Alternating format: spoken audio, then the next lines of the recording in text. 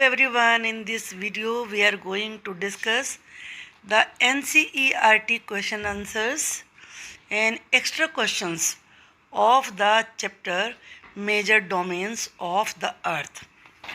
बच्चों को अच्छे तरीके से समझ में आ जाए इसमें हमने विजुअल्स का यूज़ भी किया है। आई होप कि आपको ये वीडियो पसंद आएगी और अगर वीडियो पसंद आती है तो लाइक करना नहीं भूलना है। तो चलिए शुरू करते हैं। Question number 1, what are 4 major domains of the earth. Earth के जो 4 मेजर डोमेन्स हैं वो कौन कौन से हैं? वो है लिथोस्फीयर, हाइड्रोस्फीयर, एटमॉस्फेयर, बायोस्फीयर। यहाँ थोड़ा सा फ़र्क है, अब जान लीजिए। लिथो हार्ड सरफेस के लिए, हाइड्रो का मतलब ही वाटर होता है, वाटर एरिया के लिए, एटमो एयर के लिए यूज़ हुआ है। तो जो एयर है, बायो लाइफ से मतलब होता है, तो जितने भी लिविंग क्रिएचर्स हैं। तो यहाँ पर आपको ये विजुअल बना के भी दिखाया है। यहाँ पर जो अर्थ का ये हार्ड पार्ट है ये लिथोस्फीयर में आता है, जो वाटर वाला है वो हाइड्रोस्फीयर में आता है। बायोस्फीयर दोनों जगह होता है क्योंकि जो लिविंग बींग्स हैं वो अर्थ पे भी होते हैं और वाटर में भी होते हैं। तो बायोस्फीयर दोनों जगह है।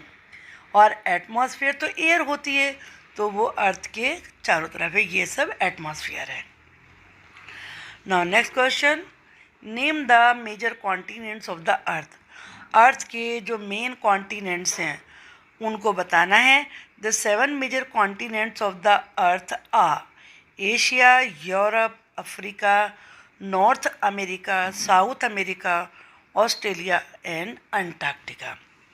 यहाँ आपको इस पे मैंने विजुअल में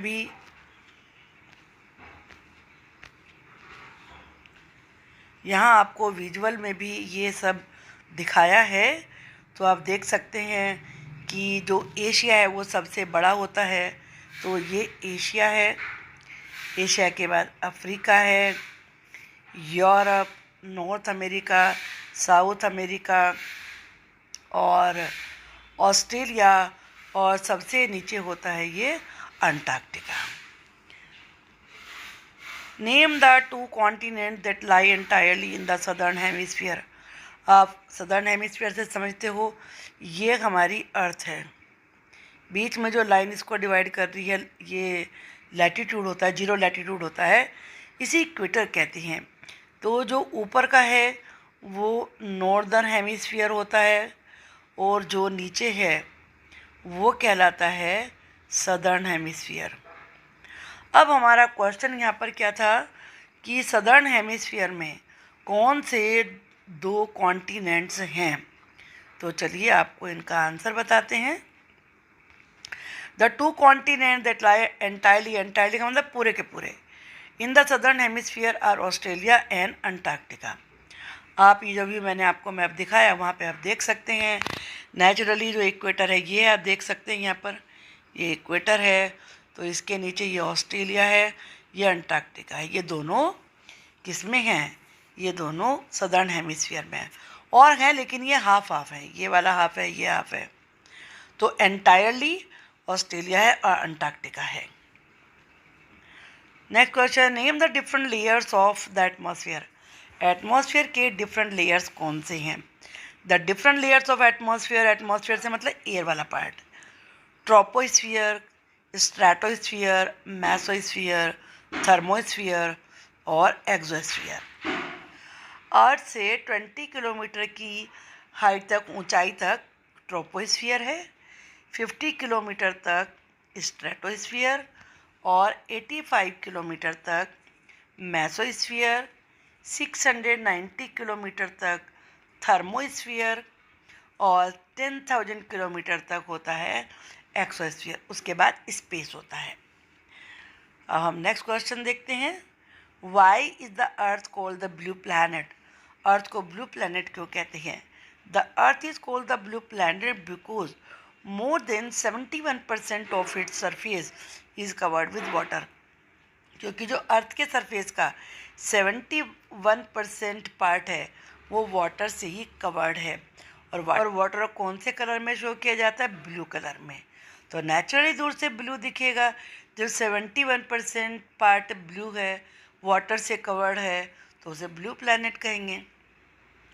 तो यहाँ दिखाया है वाटर का जो एक्यूरेट प्रोपोर्शन है वो 70.8% है, और जो रिमेनिंग है 29% टू, वो इस तरीके से है। इसमें से 12% एग्रीकल्चर के लिए यूज़ होता है, 10% कन्वर्जन के लिए, और 7% इंटेक्ट है, और जो 0.05% है वो ह्यूमन हैबिटेशन के लिए है। Next question, why is the northern hemisphere called the land hemisphere? Northern hemisphere को यानी कि ऊपर वाला, जो अर्थ का ऊपर वाला पार्ट था, ये था नॉर्दर्न हेमिस्फीयर। इसे लैंड हेमिस्फीयर क्यों कहते हैं? सिंपल सी वजह, क्योंकि जो ज़्यादातर जितने भी कॉन्टिनेंट्स हैं वो नॉर्दर्न हेमिस्फीयर में हैं। The northern hemisphere called the land hemisphere because the greater part of the earth land mass lies in the northern hemisphere. आपने देखा भी है ना मैप में, ज़्यादातर ऊपर की साइड में है। Why the biosphere important for living organism? जो जीवित प्राणी हैं जितने भी, उनके लिए बायोस्फीयर क्यों इम्पोर्टेंट है? क्योंकि अगर उनके लिए लाइफ के लिए सुटेबल वहाँ पर एनवायरनमेंट होगा तभी तो जीवित रहेंगे ना। The biosphere is a narrow zone of contact between land, water and air. जहाँ पर ये तीनों मिलते हों वहीं पर बायोस्फीयर होगा।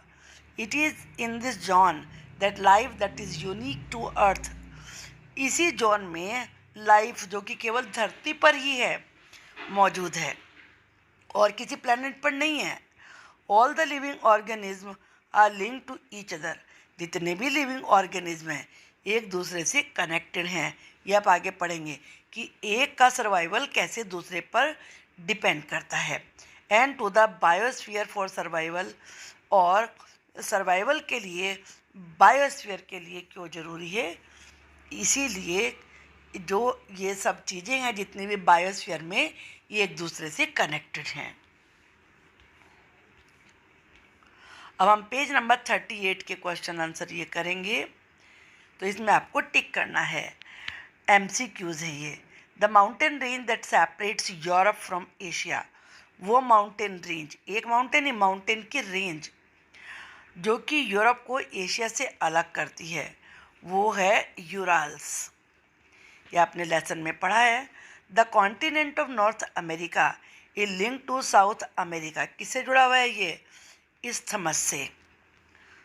The major constituent of atmosphere by percent is. जो एटमॉस्फेयर की मेन कॉन्स्टिट्यूएंट्स है यानी कि जो उसको बनाते हैं वो क्या क्या है, उसमें मेन क्या चीज़ है? वो है नाइट्रोजन। सबसे ज़्यादा नाइट्रोजन है एयर में। The domain of the earth consisting of solid rocks. Earth का वो डोमेन जिसमें सॉलिड रॉक्स आती हैं, नेचुरली वो लिथोस्फीयर है। क्योंकि एटमॉस्फेयर में एयर आ गई, हाइड्रो का मतलब वाटर होता है, तो वाटर वाला हो गया, लिथो में हार्ड, और रॉक्स हार्ड होती हैं। विच is the largest continent? Largest continent कौन सा है? एशिया। ऑस्ट्रेलिया सबसे छोटा है और ये लार्जेस्ट है। अब हम ये फिल इन द ब्लैंक देखेंगे। The deepest point on the earth. Earth पर जो डीपेस्ट पॉइंट है यानी कि सबसे गहरी जगह है जो कि पैसिफिक ओशन के अंदर है, वो है मरीना ट्रेंच। ये माउंट एवरेस्ट से भी ज़्यादा मतलब वो तो हाइट में है और 8,848 है, और ये 11,000 समथिंग है। The Indian ocean is named after a country. Indian ocean एक कंट्री के नाम पर है। नेचुरली आपको पता ही चल गया होगा, इंडिया के नाम पर है। The biosphere is a narrow contact of land, water and air that supports life. Biosphere land, water और एयर की एक नैरो कॉन्टेक्ट है जो कि लाइफ को सपोर्ट करते हैं। The continents of Europe and Asia together. Europe और एशिया दोनों को मिलाकर जो कॉन्टिनेंट एक कहा जाता है वो है यूरेशिया। यूरोप का कुछ पार्ट लिया और कुछ एशिया का। एशिया तो पूरा ही है और यूरोप का EUR केवल लिया है। The highest mountain peak on the earth is Mount Everest, जो कि हिमालय में है। Which is the smallest continent, smallest continent कौन सा है? वो है Australia. Which is the largest ocean, सबसे बड़ा ओशन कौन सा है? वो है पैसिफिक ओशन।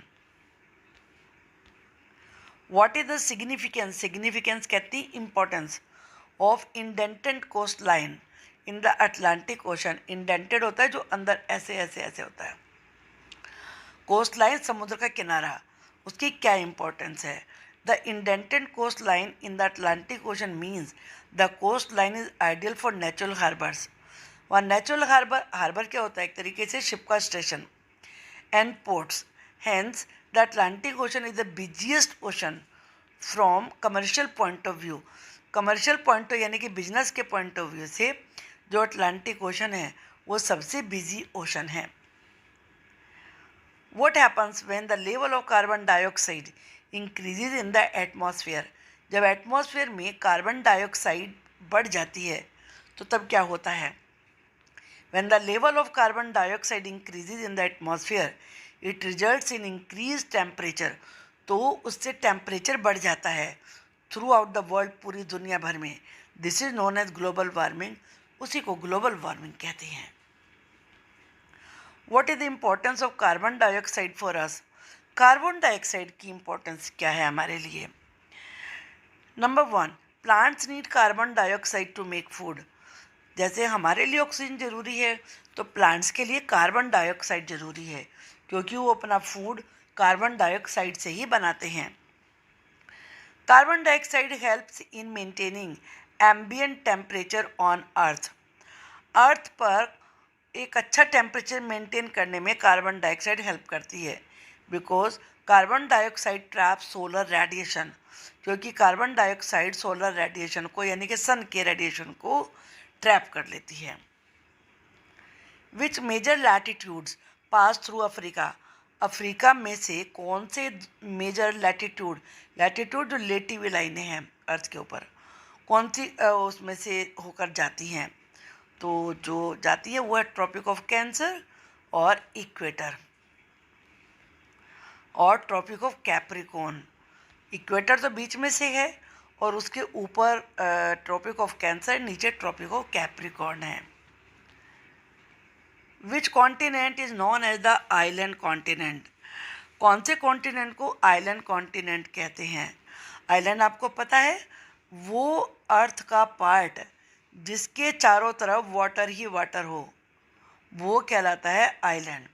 और यहाँ पर कॉन्टिनेंट की बात करी है तो वो है ऑस्ट्रेलिया। ऑस्ट्रेलिया के चारों तरफ वाटर है, is surrounded by ocean from all sides, hence अतः it is known as the island continent. Island का याद रखिए, ऐसा नहीं बोला जाता। Write a brief note on Asia. Brief का मतलब होता है short. Asia is the largest continent. Asia सबसे बड़ा कॉन्टिनेंट है। It covers about 1/3 of the total land area of the earth. Earth पे जितनी भी टोटल लैंड है उसके 1/3 पार्ट को यही कवर करता है। This continent lies in the eastern hemisphere.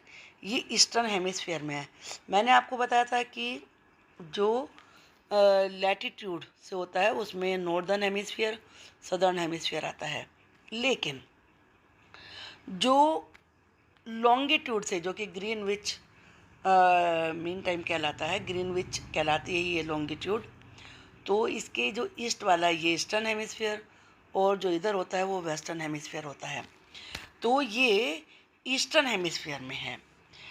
The Tropic of Cancer passes through Asia. Tropic of Cancer Asia में से गुजरता है। The Ural mountain separate Asia from Europe in the west. और जो यूराल माउंटेन्स हैं वो एशिया और Asia को यूरोप से अलग करते हैं। The combined land mass of Europe and Asia is called Eurasia. Europe और एशिया दोनों को मिला के एक नाम दिया गया है, वो है यूरेशिया। आई होप कि ये वीडियो आपको ज़रूर पसंद आएगी और लाइक करना तो बनता ही है। प्लीज़ लाइक किए बिना मत छोड़िए और नए हो तो चैनल को सब्सक्राइब भी कर लीजिए।